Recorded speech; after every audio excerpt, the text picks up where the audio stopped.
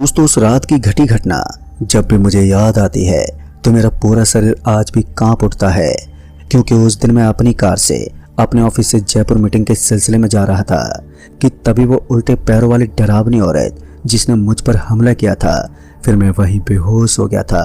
और जब मेरी आंखें खुली तो मैं कैसे बच गया था ये तो मुझे आज तक याद नहीं है, जैसे कि मानो किसी ने मेरी याददाश्त को मिटा दिया हो। तो चलिए दोस्तों, बढ़ते हैं एक और दिल दहला देने वाली इसी घटना की ओर। दोस्तों, मेरा नाम हिमांशु है और आज से तकरीबन 2 साल पहले मैंने अपनी पढ़ाई पूरी की थी और एक बेहतर जॉब के तलाश में दिल्ली के लिए निकल पड़ा। दिल्ली में मैं एक किराए का रूम लेकर रहने लगा था। मैंने कई सारी बड़ी बड़ी कंपनियों में इंटरव्यू दिए, लेकिन मुझे किसी जॉब का एक्सपीरियंस ना होने की वजह से जल्दी से कोई जॉब नहीं मिल रही थी।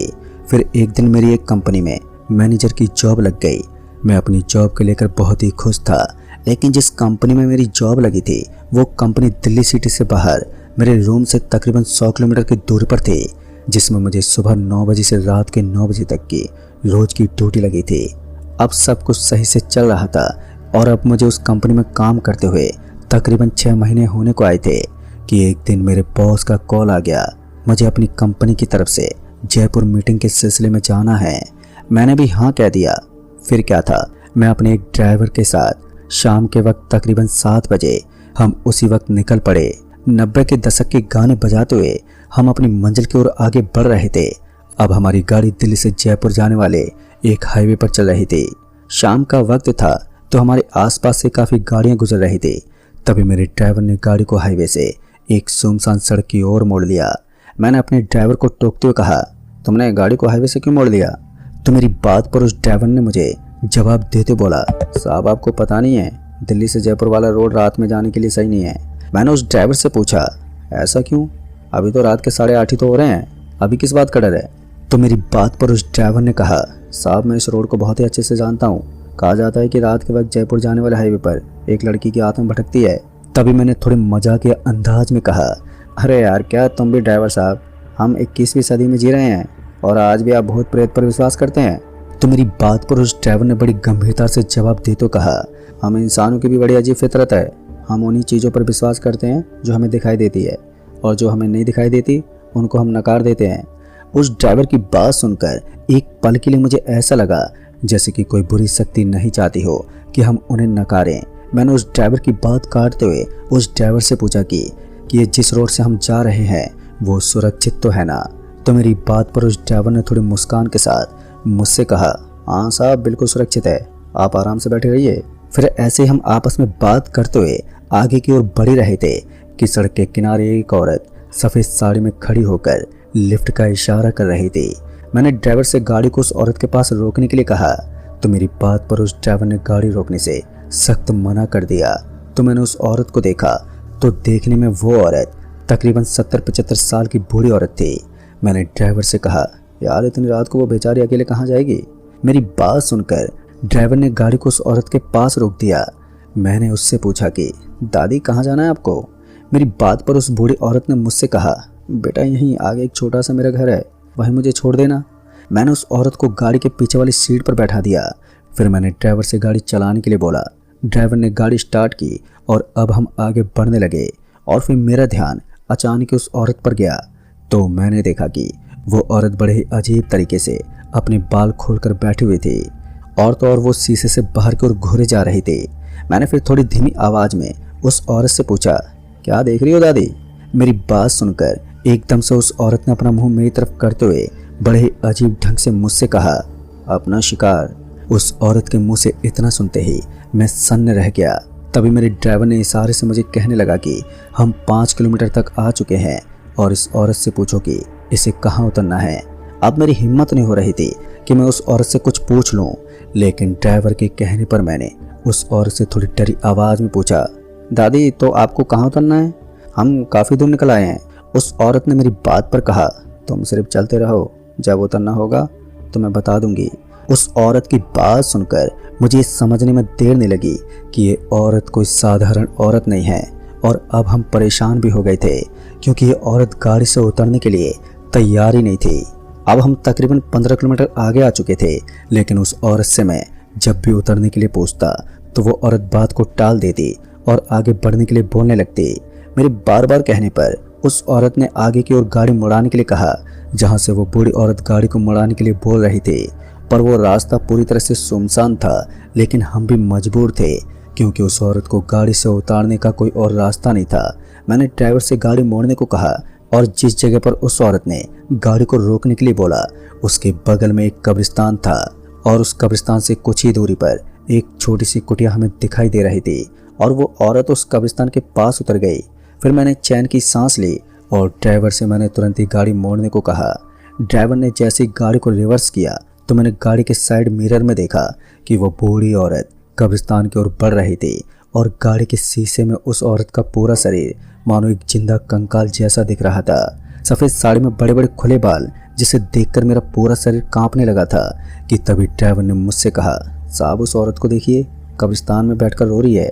मैंने ड्राइवर की बात पर उस औरत की ओर ध्यान से देखा तो पता चला कि वो रो नहीं रही थी, बल्कि कब्रिस्तान से एक गड्ढे को खोदकर एक मुर्दे को निकालकर खा रही थी। ऐसा दृश्य देखकर हम दोनों कांप उठे थे कि अचानक उस औरत ने अजीब मुस्कान के साथ हमारी कार की ओर देखा तो मैंने ड्राइवर से जल्दी गाड़ी भगाने के लिए बोला और फिर साइड मिरर में देखा तो वो औरत कब्रिस्तान से उठकर हमारे कार के पीछे पीछे दौड़ रही थी। फिर कुछ देर पहले साधारण सी दिखने वाली औरत अब एक भयानक सी दिखने वाली चुड़ैल में बदल गई थी। मैंने ड्राइवर से कहा, चाहे कुछ भी हो जाए गाड़ी मत रोकना। और ये कहते हुए मैं उस चुड़ैल की ओर देखे जा रहा था कि अचानक ही वो चुड़ैल वहीं रोड पर रुक गई और वहीं रोड पर बैठकर अपने दोनों हाथों को हिलाते हुए कोई मंत्र पढ़ रही थी। लेकिन हमसे काफी दूरी पर होने की वजह से मुझे कुछ सुनाई नहीं दे रहा था और देखते ही देखते अब हम उस चुड़ैल से काफी आगे निकल आए थे कि अचानक ही एक दिल दहला देने वाली चीख हमारे कानों में पड़ी और एकदम से सब शांत हो गया। अब हम उस मोड़ से हाईवे पर निकले ही थे कि हमने गौर किया कि वो हाईवे एकदम से कच्ची सड़क में बदल गया था। हम उसी रास्ते से आगे की ओर बढ़ रहे थे और मैं ये सोच के हैरान था कि एकदम से इतना बदलाव कैसे हो सकता है। मैं पूरी तरह से अब डरा हुआ था। मैंने जल्दी से अपना फ़ोन निकाला ये देखने के लिए कि हम कहाँ पर हैं, तो मैंने देखा कि मेरे फ़ोन में 1% भी सिग्नल नहीं था। चारों तरफ का माहौल देखकर हमें ऐसा लग रहा था जैसे मानो हम समय में बहुत पीछे आ गए हों।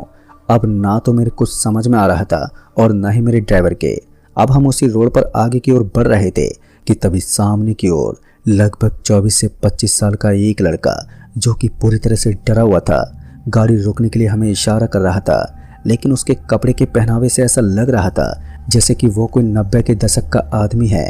तभी हमने उस लड़के को गाड़ी में बैठा लिया और फिर मैं उस लड़के से पूछने लगा कि कौन हो तुम और इतनी रात को यहाँ पर क्या कर रहे हो।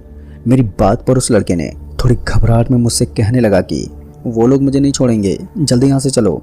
और फिर उस लड़के ने सड़क के किनारे पीछे की ओर इशारा किया तो मैंने फौरन ही पीछे पलट कर देखा तो मैं देखकर दंग रह गया, क्योंकि इतना खौफनाक मंजर मैंने अपनी ज़िंदगी में कभी नहीं देखा था। मैंने देखा कि मुर्दों की एक फौज हमारी तरफ ऐसे बढ़ रही थी जैसे मानो कि एक बारात निकल रही हो। उस भीड़ में किसी का हाथ नहीं था तो किसी का सर गायब था। धीमे धीमे कदमों से वो हमारी तरफ बढ़ रहे थे और अब हमारा भी बचना लगभग नामुमकिन सा लग रहा था। मैंने ड्राइवर से गाड़ी तेज भगाने के लिए कहा और फिर हम तेजी से बस आगे की तरफ बढ़े जा रहे थे कि तभी मैंने उस लड़के से पूछा, तुम हो कौन और यहाँ कैसे फंसे थे और ये सब क्या हो रहा है।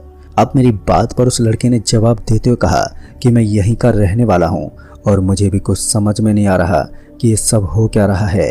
कि तभी गाड़ी चलाते हुए मेरे ड्राइवर ने बोला, साहब मुझे लगता है कि हम छलावे में उलझ गए हैं। तभी मैंने कहा, छलावा ये क्या होता है। तो मेरी बात पर मेरे ड्राइवर ने मुझसे कहा कि जो हमारे साथ अभी हो रहा है ये छलावा ही है।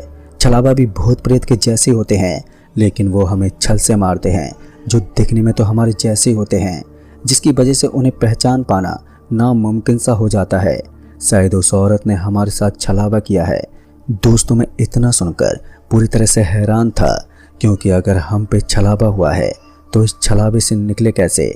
अभी मैं इतना सोच ही रहा था कि मेरे ड्राइवर ने गाड़ी में अचानक से ब्रेक लगा दिया। तभी मैंने सामने देखा तो हम पूरी तरह से हैरान हो गए, क्योंकि हम जिस रोड से सामने की ओर गए थे हम दोबारा वहीं आकर अब रुक चुके थे और वो नर कंकाल की पूरी भीड़ ठीक हमारे सामने खड़ी थी।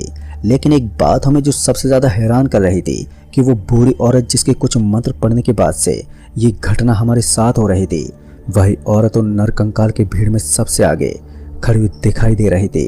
अब उस औरत को देखने के बाद हमारी हिम्मत पूरी तरह से टूट गई थी, लेकिन मेरे ड्राइवर ने तुरंत ही गाड़ी को मुड़ाया और फिर मेरा हाथ कस के पकड़कर जंगल की ओर गाड़ी को भगाने लगा। तभी उस लड़के की एकदम से चीख निकल गई, क्योंकि वो बूढ़ी औरत गाड़ी के स्पीड से हमारे साथ दौड़ रही थी और जिस तरफ की सीट पर वो लड़का बैठा हुआ था उसके कांच पर वो अपने धारदार नाखून से खुरेचे जा रही थी।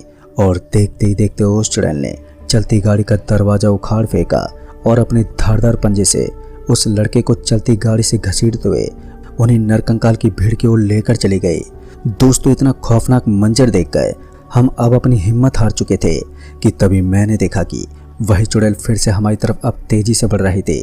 अब उस चुड़ैल को हमारी तरफ आता देखकर मेरे ड्राइवर ने हड़बड़ाते हुए गाड़ी को सामने के एक पेड़ से दे मारा और फिर मेरी आंखों के सामने अंधेरा छा गया और मेरी जब आंख खुली तो मैंने खुद को उसी सुनसान रोड पर पाया जहां से ये हादसे होने शुरू हुए थे।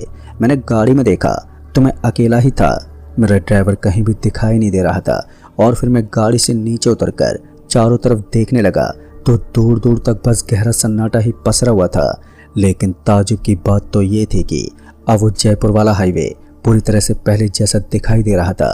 अब इतना देखते मुझे समझने में देर नहीं लगी कि अब मैं उस छलावे से बाहर निकल गया हूँ, लेकिन डर तो इस बात का था कि मेरा ड्राइवर कहाँ गया।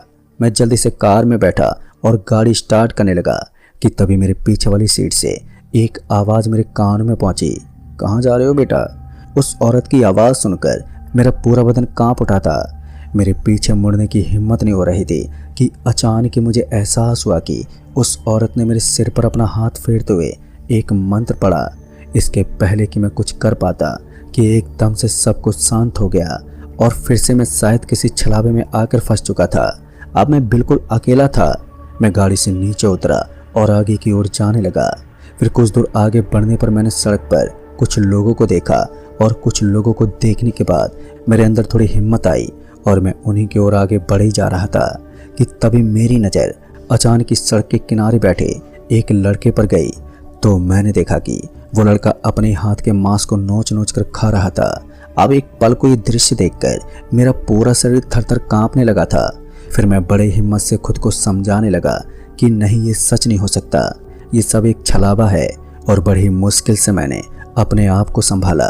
फिर धीमे कदमों से मैं उन्हीं लोगों के पास आगे बढ़ रहा था कि तभी मेरे पीछे से एक आदमी की आवाज़ आई। मैंने पीछे मुड़कर देखा तो एक आदमी जिसकी उम्र लगभग मेरे समान ही थी। उसे देखने पर ऐसा लग रहा था कि वो आदमी किसी चीज़ को देखकर बहुत डरा हुआ है।